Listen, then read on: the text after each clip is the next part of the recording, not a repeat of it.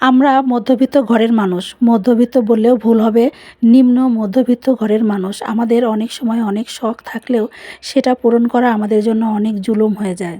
তারপরও শখ বলে কথা, ফেসবুকে দেখি আপুরা কত সুন্দর ফ্রাই প্যানে রান্নাবান্না করে।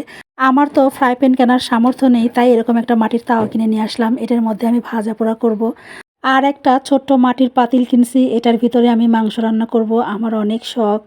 আজ তৃতীয় রমজান। অনেক আগেই হয়তো সবার ঘরে ঘরে রোজার বাজার চলে আসছে। আমার তেমন কিছুই কেনা হয়নি।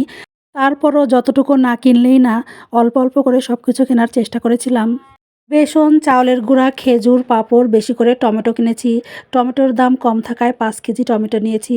একটু মেখে টমেটো সস করে দেব, সাথে কিছু টমেটো ফ্রোজেন করে রাখবো।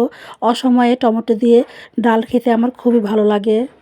আর এই রং-বেরঙের পাঁপড়গুলা আমার মেয়ের খুবই পছন্দ। দেখতেও কিন্তু অনেক ভালো লাগে। অল্প করে খেজুরও কিনেছি, খেজুরের অনেক বেশি দাম। খেসারির ডাল কিনেছি পেঁয়াজু খাওয়ার জন্যে, আর 1 কেজি পরিমাণ ছোলা কিনেছি। আমার মেয়ের বাবা একদমই সময় পায় না। সে যেহেতু সিএনজি চালায়, আমাদের একটা সিএনজি গাড়ি আছে। তো সারাদিনই সে বাইরে থাকে। বাজারঘাট করার সময় খুবই কম পায়, তাই আমি বেশিরভাগ সময়ই আমার মেয়েকে সাথে নিয়েই বাজারঘাট করতে যাই।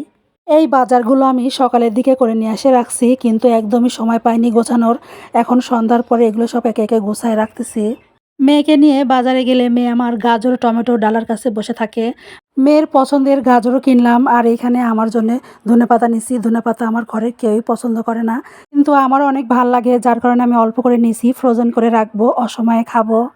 1 কেজি ছোলা পুরাটাই আমি ভিজাই দিলাম, একবারেই সেদ্ধ করে নেব। ইফতারি বানানোর সময় যাতে ঝামেলাটা একটু কম হয়। এরপর আমি চিপসগুলো বয়ামে ভরে নিলাম। এই ভিডিওটা কিন্তু আমার রমজানের আগের দিন।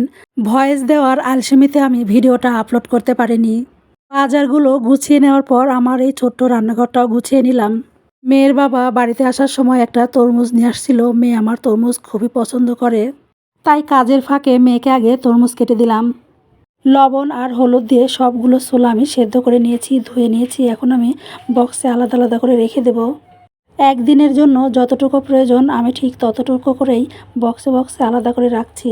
এই ভিডিওটা পরের দিন, মানে প্রথম রোজার দিন। সারাদিন কাজকর্ম করে ইফতারি বানিয়ে ইফতারির পরে আমি আবার এই কাজগুলো করে নিচ্ছিলাম। এভাবে সেদ্ধ করে ডিপে রাখলে 10-15 দিন ছোলা সেদ্ধ করার কোনো টেনশন থাকবে না। এরপর আসি বাটা মশলার কথা। সারাদিন রোজা রাখার পর বাটা ঘষা করে রান্নাবান্না করতে একদমই ভালো লাগে না, যার কারণে আমি বেশি করে পেঁয়াজ, রসুন, আদা, জিরা, গরম মশলা বেটে নিয়েছি। সাথে আমি টমেটো সস বানানোর জন্য টমেটোটাও ব্লেন্ড করে নিয়েছি। এভাবেই আমি আমার রোজার কাজকর্মগুলো গুছিয়ে নিয়েছি, আর সেগুলোই আপনাদের সাথে শেয়ার করলাম। এই ছিল আমার আজকের ভিডিও। কেমন হয়েছে সবাই কমেন্ট করে জানাবেন। সবাই ভালো থাকবেন, দোয়া করবেন। আল্লাহ হাফেজ, আসসালামু আলাইকুম।